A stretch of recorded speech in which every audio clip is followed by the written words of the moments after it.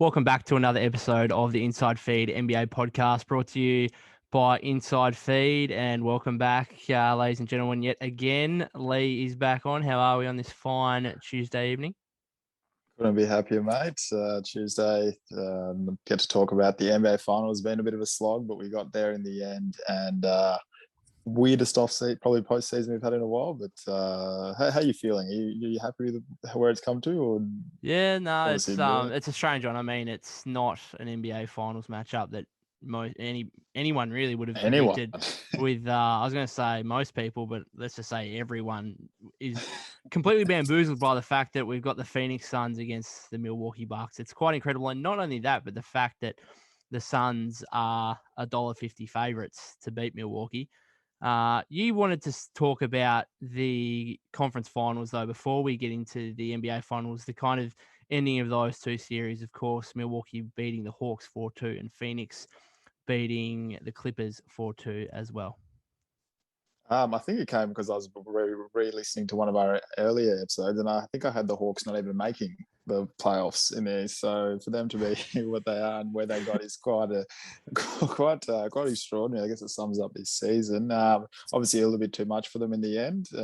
And my favorite thing that came from Game 6 was Cam Reddish. I'm a very, very big on him moving forward as a player. So the Hawks, I think, have a very bright future. They draft very well, underratedly, how well they draft. Yeah. And I think it's going to be a very bright future. This new wave of contenders that you and I are talking about, it's pretty exciting moving forward. Did you'd be very excited for their future, I'm sure.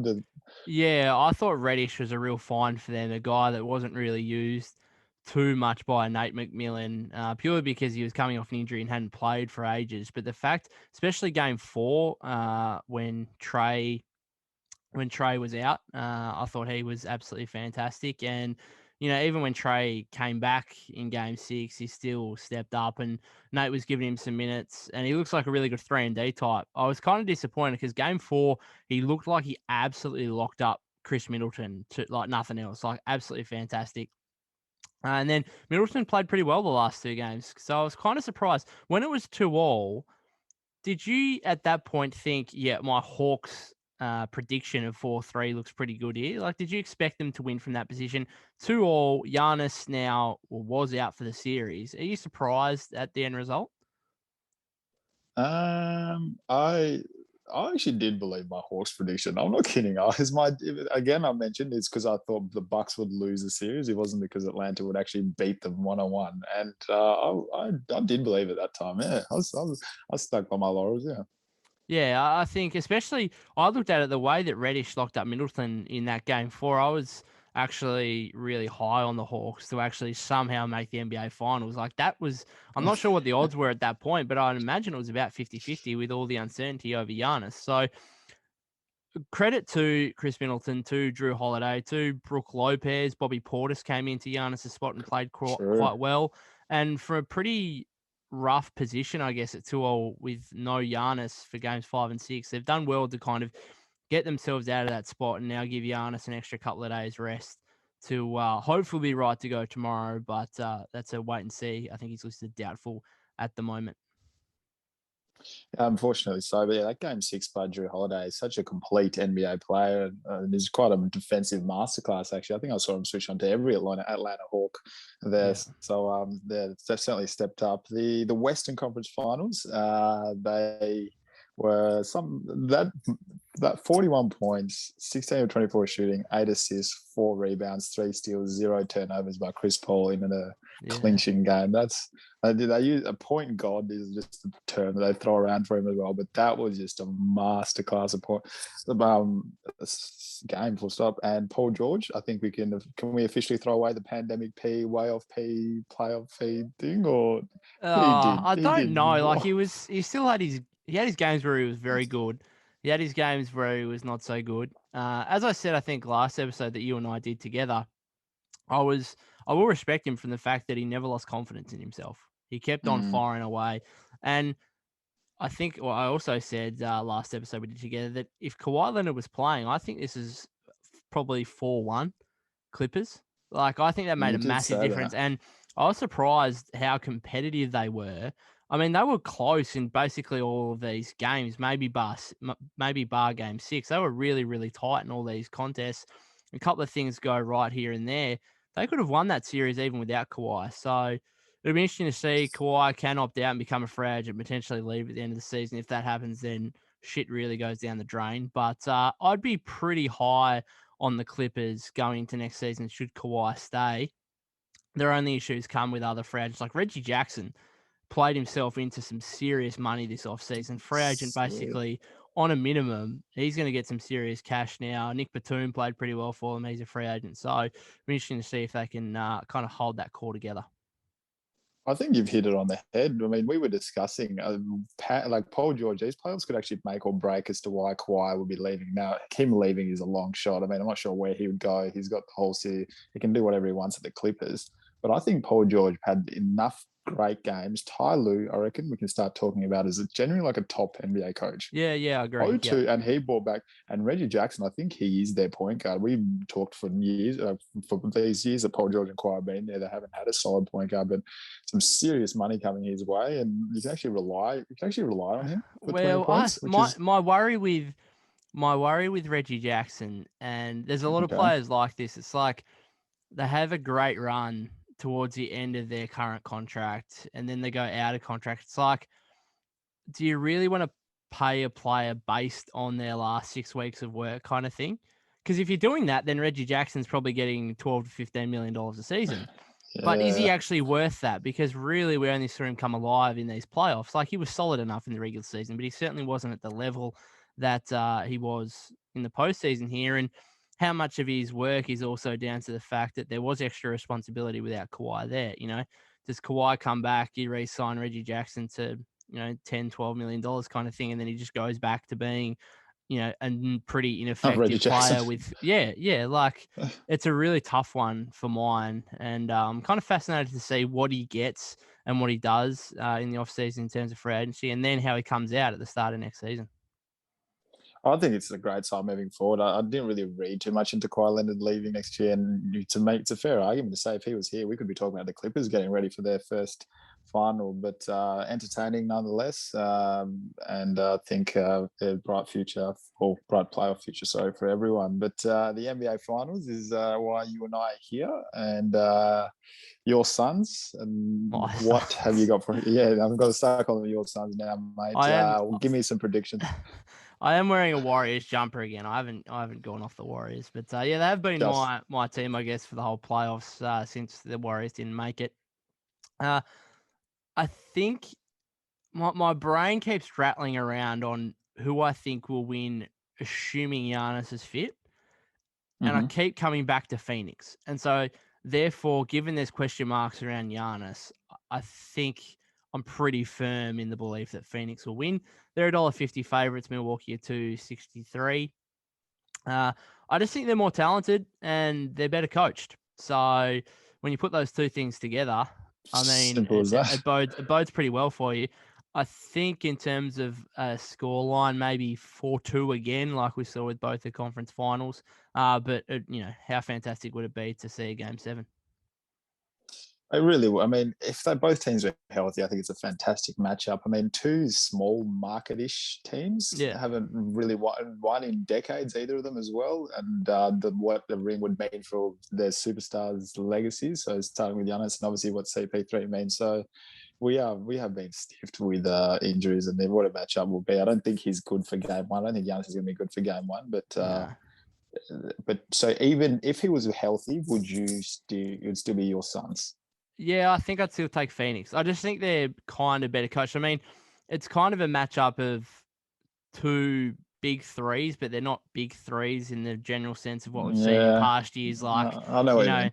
a Steph Curry, Klay Thompson, Kevin Durant, like a LeBron, D Wade, Chris Bosh. Like, it's not big threes. I mean, we're talking about Giannis, Chris Middleton, Drew Holiday, and then Booker, CP3, and Aiton. Like, they're the big matchups, I guess. And then you've got the role players around that, like a Jay Crowder, Mikal Bridges is a really good player. And then from the other side, Lopez played well the last couple of games, PJ Tucker, those kinds. So I just think that Phoenix are probably slightly more talented. And I think that Okay, my question to you is: let's say if Giannis was fit, who's the best player in this series? Still Chris Paul to me. It's Chris Paul.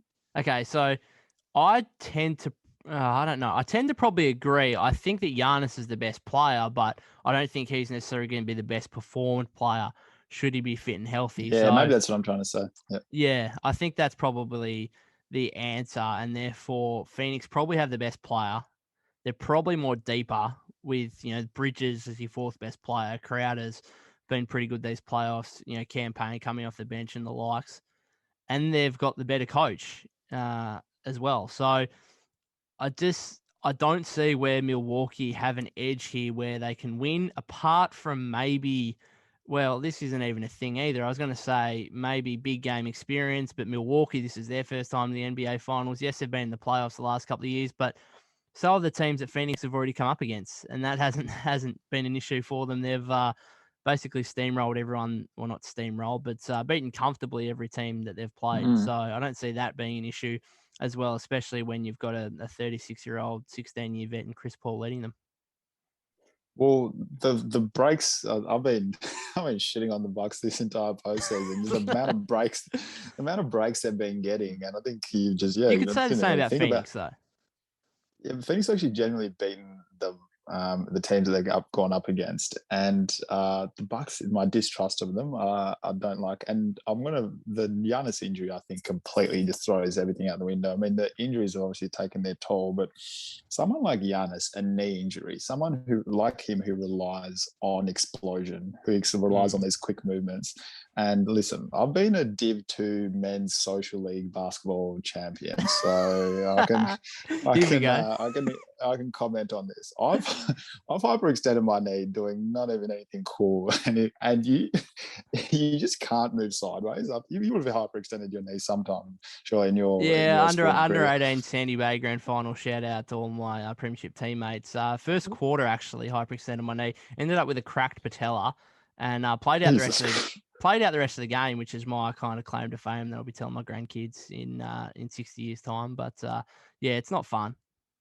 So we're both seasoned veterans in this. So you just can't move sideways. And Giannis himself, who doesn't have a secondary move, I mean, what's his go-to move? That sort of bully ball where he gets you on his hip and shoulder, and then he does that spin move. He's not going to be able to do that with a hyperextended knee. And he doesn't have that secondary move, no jump shot. And I looked at the stats of him when he played against Phoenix during the regular season. He got to the line 15-ish times both games, and he averaged 40. And I don't think he's going to be aggressive enough to get to that.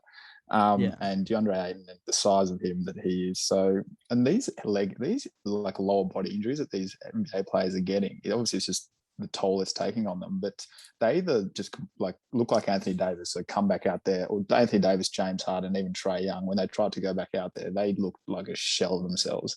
Yeah. So I'd see that happening to Giannis, or he just doesn't look well for them. And my biggest question mark, or biggest sort of concern was the secondary playmaker. I mean, you and I were talking beforehand about Drew Holiday. He's going to have his hands full trying to guard either CP3 or Booker and handle the offense. Like, who do you trust actually in the Bucks? Maybe that's what I'm trying to ask. Who do you trust on the Bucks team to perform consistently? Yeah, I mean, without Giannis there, it's difficult. I mean, who's their backup point guard? Like Jeff Teague? I don't know. I mean, ideally, you basically have one or two of Giannis, Middleton, and Holiday on the floor at all times, and one of them just handle the ball at all times, and everyone else just sits on the perimeter or whatnot. But yeah, there is a lack of trust factor there that has clearly been built up over the last couple of postseasons, and that's regardless of whether Giannis is fit or not, because he's a big part of that as well. So super fascinated to see. So you're saying Phoenix as well? I'm going to say Phoenix. I'm going to go 6 as well. I expect some random Chris Middleton, like 40-point game in there to just throw it off. But well, they need that tomorrow, assuming that Giannis is not there. They need that tomorrow. I just don't want that, because obviously you just said it there, mate. They don't perform well. They're inconsistent even when he is there, and so to put more pressure on to make up the 30 or 40 points that Giannis gives them, I don't want that pressure on them. I mean, the Suns have had 5 days rest. You mentioned the coaching advantage, and I think, yeah, they're better prepared for this, aren't they? They really are, and just how incredible they've had the CP3 shoulder injury like toward the start of the playoffs. Devin Booker, his nose that didn't really affect him too much. So Yeah. yeah, I think they're just Phoenix deeper, talented, and just more raring to go. So I see them giving them 6, and they're better at home as well. So Yeah. Who so do you have for finals MVP as well? Because that's a fairly interesting market. I think that CP3 is the favorite at $2.50, Booker 3.50, Middleton 6. Giannis is out at 7. So clearly, Sportsbet think that Giannis is going to have some serious worries because they've actually got Middleton ahead of him in terms of finals MVP favoritism. Drew Holiday's at $8. Aiton's out at 21, which is surprising given if there was a finals MVP for the Western Conference Finals. I think Ayton would have won it. Maybe CP3 takes it off him with his 41-point game 6 there, true. but Ayton out of 21 and then Lopez 61. Write your own ticket there. Lopez. And Mikal Bridges out at 126. Quick shout outs. They're the only ones in the market. Do you have kind of a pick there for finals MVP? I don't have a single hot take for these finals. I don't think CP3 just because of how much he's going to have the ball in his. I mean, who's going to have the ball in his their hands more than he will? And I read something. He's had like 122 assists with like 22 turnovers, and he likes to just control the pace of the game. So I can't really see anyone having it more than him. You would say the same, surely. Well, it's not just that. It's the fact that you look at the NBA Finals MVP. It's always a media-driven award. Like it is This is always. true. It's like the This is true. narrative. It's the narrative. Mm-hmm. It's the storyline. And for me, Chris Paul is the ultimate storyline. He's the big. Apart Mm. from Giannis's injury, he's the big storyline coming into his first NBA Finals in 16 years. Given all the disappointments, given all the injury issues he's had over his time, he's the storyline here. He's the narrative, and therefore, I just think if Phoenix win, then that means he's played well, which means he wins Finals MVP. It's pretty clear, I think, to me. And at the end of the day, even if it's close between him and Booker, let's say, for example, I think narrative and storyline wise, that CP3's got it. I think so. I mean, he's been absolutely stiffed with injuries. We've mentioned the 2018 Western Conference Finals many times. So I think the NBA, it is about time. And I was listening to Kendrick Perkins talk about this is actually like one of the all-time greatest seasons for CP3 to go to the Suns, who aren't a super team, maybe will be, but they aren't a super team. And to, regardless of the injuries or anything like that, it's actually one of the greatest stories. And I think his postseason's always been his downfall with injuries. So it's kind of fitting that kind of works in his favour. So 16 years and it's about time CP3 won a championship. Yeah, well, I mean, there's two different kind of facets to this. A lot of people think he has choked in the past or that he's not a winner kind of thing. Chris Paul is one of the more unlucky players in This is NBA true. history. This He is true. has played in the Western Conference his entire career, and he's had to deal with the Warriors. He's had to deal with the Spurs, these Spurs, types, yep. like genuine super teams, which you look at that on face value, you think, well, he shouldn't be beating those teams anyway. I mean, that Clippers team that he had with DJ and Blake Griffin, JJ Redick, the likes of Jamal Crawford, that kind of thing, they were a really talented team. They were super talented and potentially in another era could have won a championship, but they just didn't really get it all together. And as we keep saying, they had their injury issues. And I mean, who knows what would have happened at Houston had he not done his hamstring in the 2018 18, yeah. playoffs. Yeah, that was they were up 3-2, and he does his hamstring, and the rest is history. So this kind of notion that Chris Paul is not a winner kind of thing, and oh my god, it's taken him 16 years to make it to the NBA Finals. I just think he's been super unlucky, and he really deserves this moment, this time. And again, it adds to my point of that's the narrative, and that's what that's what Finals MVP is based on. So him at $2.50, I think, is a great bet. Well, he is a winner. I don't know where he goes to the Clippers team. I never really considered a super team. I mean, they were up against Hall of Famers in like the Spurs, Hall of Famers in like Warriors. Obviously, I don't think Blake Griffin making the Hall of Fame, and don't think and DeAndre Jordan. No, I think Blake I Griffin, I think he's making the Hall of Fame, but yes. Maybe, and then he obviously had them contending in the West. He obviously bought OKC the playoffs, and then he's about to win a chip. So he is a winner. It's just good that he's actually going to have some hardware to prove it. But yeah, I think it's long overdue, and you gotta love the way he plays that old school style of basketball. It's really beautiful to watch. Yeah, well, that's exactly it though. Like I really respect. I had a mate message me the other day, and he was like absolutely flat out hating on Chris Paul, like really hating on him like hard. And that's funny, isn't it? Like he's a really divisive player in the league, one of the most divisive players going around, really, because half the people really hate him and think, oh, he's got this Phoenix team to the finals because, all the injuries that other teams have had. Half the people love him. I'm kind of in the middle. Like, I'm not this massive Chris Paul fan, never really have been, but I can fully respect what he's done, what he did with Oklahoma City last season, and what he's done now in Phoenix is quite incredible. I just think I'm just excited for a new wave of contenders. I think moving forward, if I hope the Phoenix Suns are able to replicate such a thing. Obviously, you can see no matter what level of sport you played, whether it was just some men's social league or under, there's something about a culture changer. You Yeah. can tell him being DeAndre Ayton looks like a completely different, like confident player and campaign even. So I think yeah, Chris Paul, just what he can do for a franchise. I think that's underrated things that you just wouldn't be able to see if you weren't focusing too much on someone's career. So I'm happy for him, and I hope he wins. Honestly, I really hope he does. Yeah, yeah, no, me too. I kind of think Phoenix have been fantastic all season, and I went back and listened to one of our playoff prediction Oh episodes dear, in the oh dear. preseason, and we both had Phoenix eighth. But some of the things we said basically that last season in the bubble where they went on an 8-0 8-0 run to nearly make the playoffs last season, uh, I labeled that a false prophecy, which is not quite right now that we look back at it. So the false prophecy has in fact been true, and they've come out this season and replicated and got even better. So yeah, apologies to the Phoenix Suns, apologies to all their fans who I gave no respect to in preseason. And if I'm being seriously honest with myself and doing some inner reflection, I Reflection. haven't really given them much respect the whole season. Like, how many times during the season have we just been like, no, we don't believe in them? Like, they're kind of good regular season team. They'll shit themselves come playoff time. Like, how many times did we say that? And now all of a sudden, look where we are.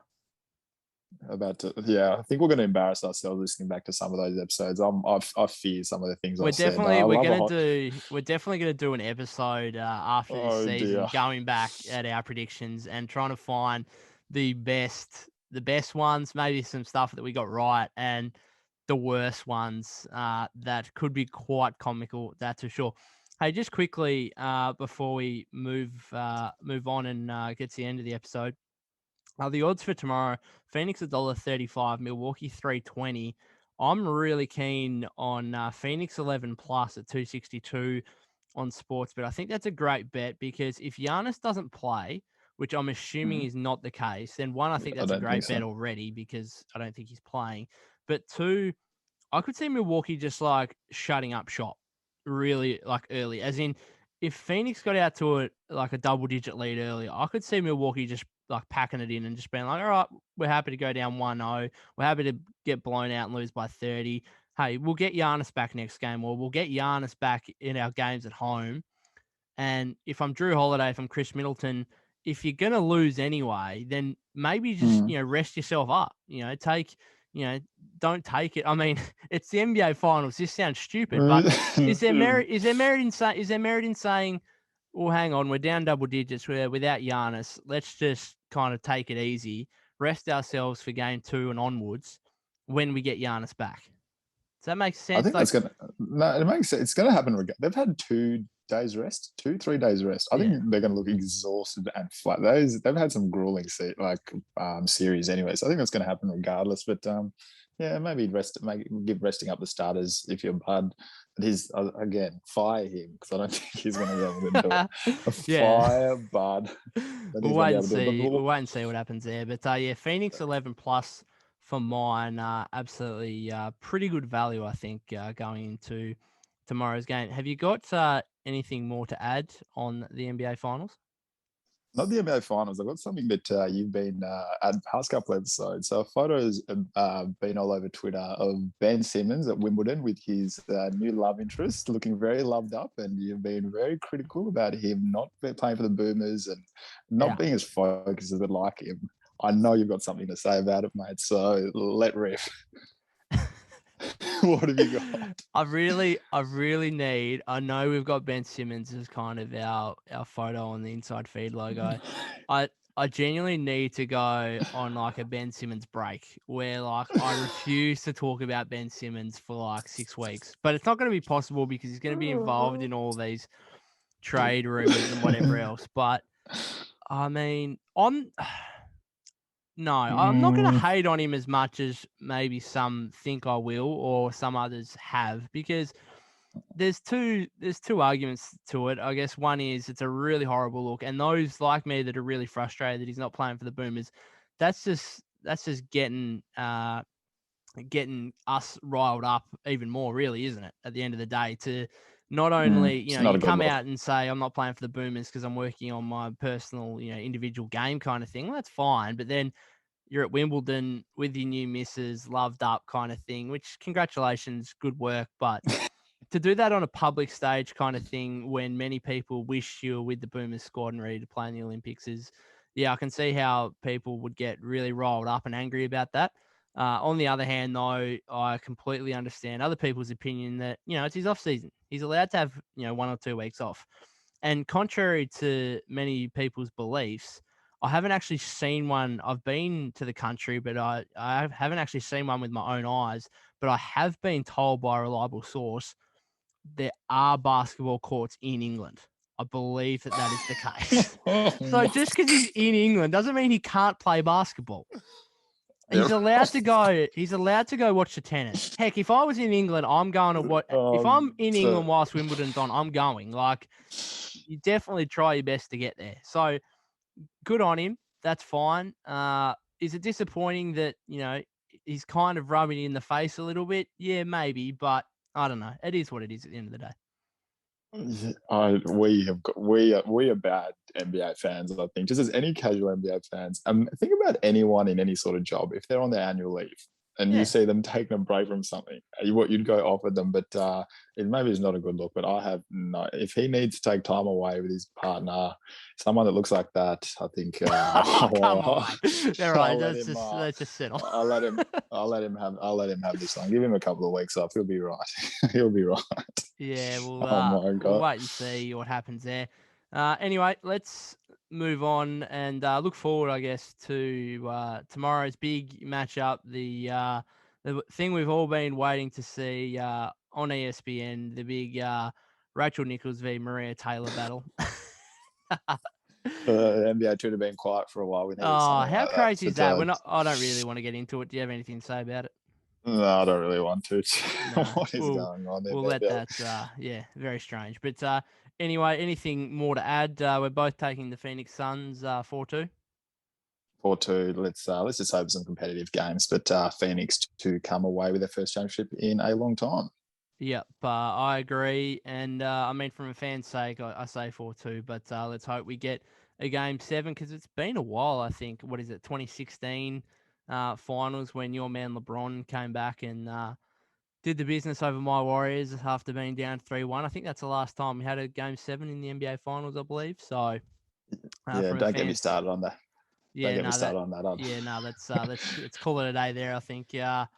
Other than that, thank you very much again for joining me. Anytime, mate. See you next time. And always a pleasure to be here. Yeah, and thank you very much for listening, guys, or watching if you have done on YouTube. Remember to check out insidefeed.com.au for all your latest sporting news and opinion.